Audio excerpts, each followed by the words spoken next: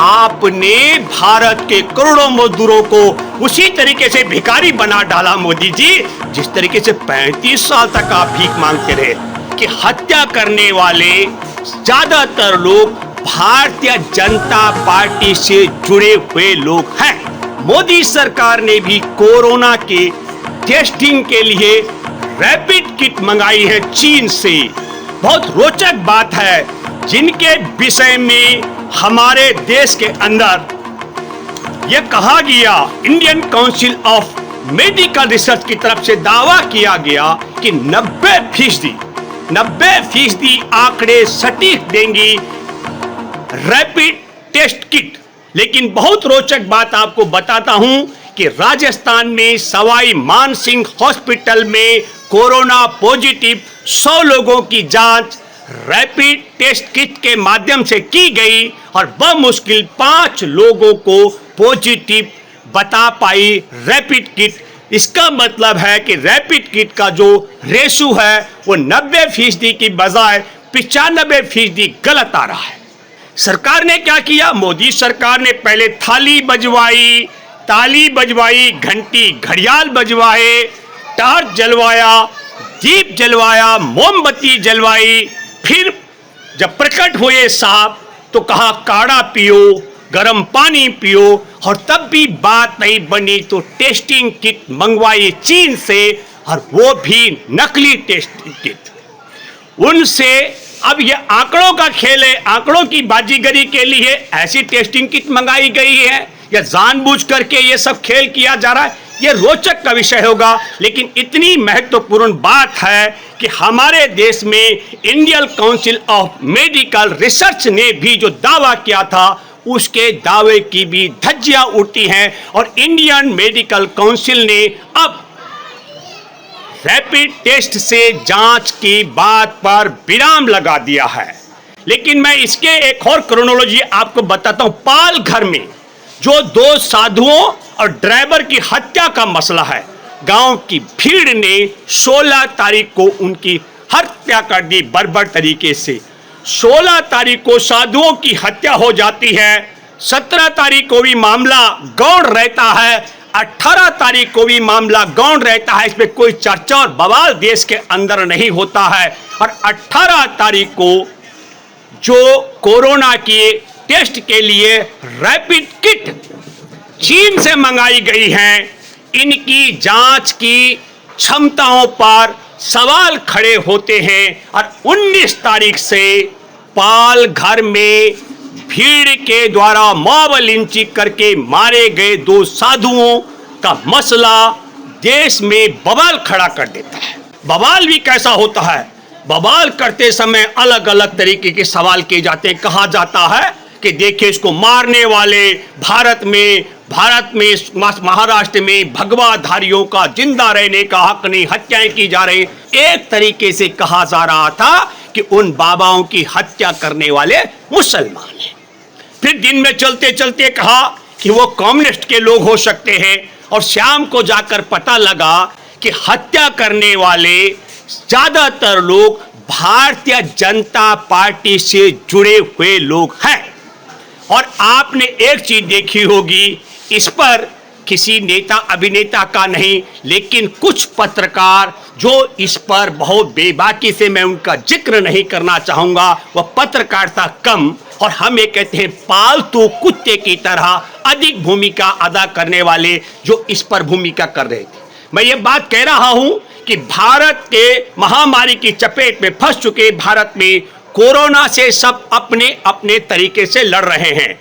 मध्य प्रदेश की सरकार राहत के नाम पर 10 किलो आटा का वितरण कर रही है, और आटे की थैली में 10 किलो की जगह 7 किलो आटा निकल रहा है। 3 किलो आटे की चोरी मध्य प्रदेश की सरकार की पकड़ी जा चुकी है। और चीन से मंगाई गई कोरोना के जांच के लिए जो रैपिड किट है, उसके 90% से ज्यादा मामले वह गलत बता रही है। यह सवाई मानसिंह हॉस्पिटल राजस्थान में प्रमाणित हो चुका है।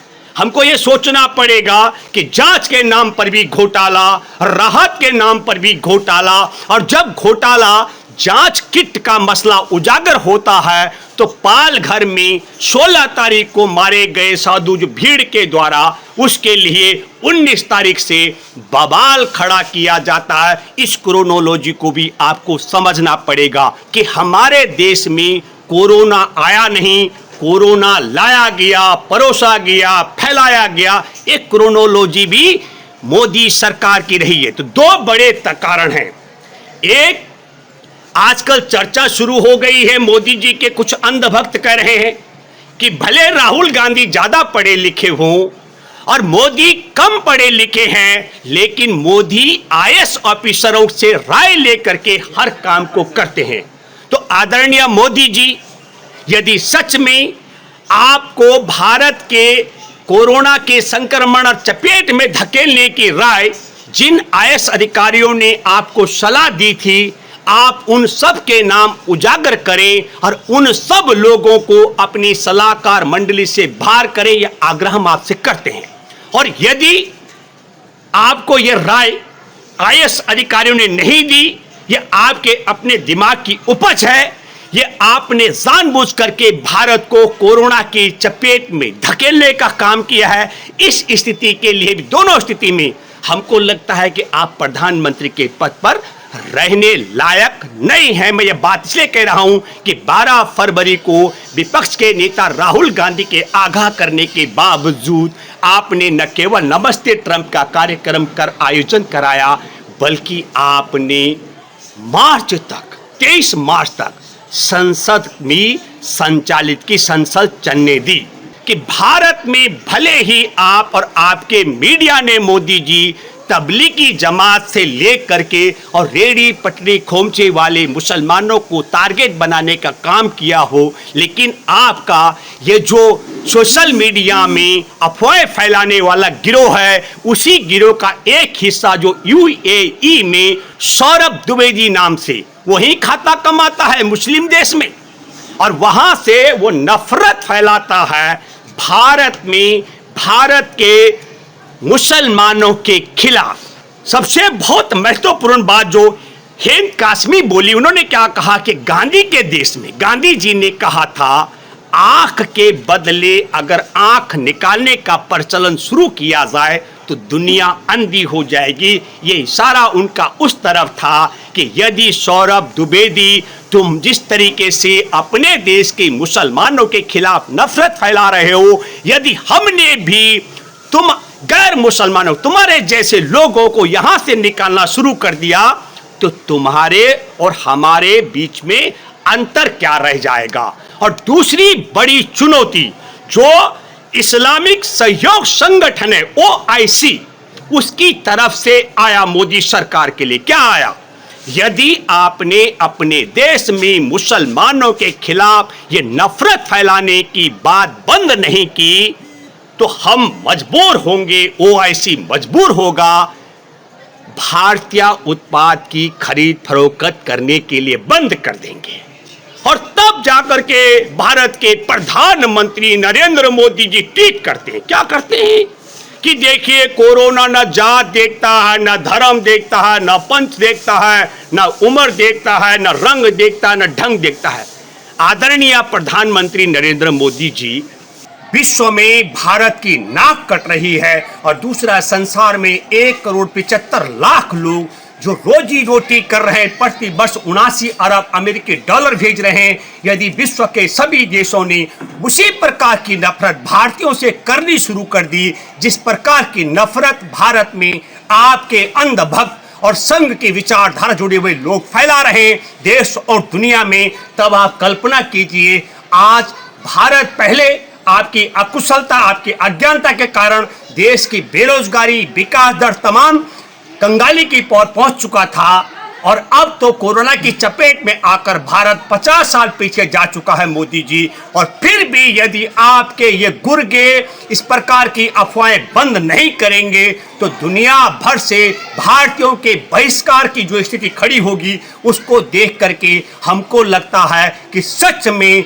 हम लोग मंगल ग्रह पर पहुंच चुका भारत फिर कहीं उसी गाय गोबर और गौमूत्र की दिशा में घर वापसी की तरफ न चला जाए। इस बात का भी मैं आपसे आग्रह करता हूं। आप और मोहन भागवत जी दोनों को संयुक्त रूप में अपने चहेते और संघ के विचारधारा जुड़े लोगों को और संघ से जुड़े विचारधारा के मीडिया को साफ साफ कहना पड़ेगा। सिर्फ आप ट्वीट करके जवाब नहीं दे सकते हैं, आपको उनको निर्देश देना चाहिए कि जिस प्रकार की अफवाह आपने मुसलमानों को बदनाम करने के लिए फैला कर रही है, उसी का खंडन वो निरंतर रोजाना करते रहेंगे। उम्मीद मैं आपसे करता हूं। धन्यवाद।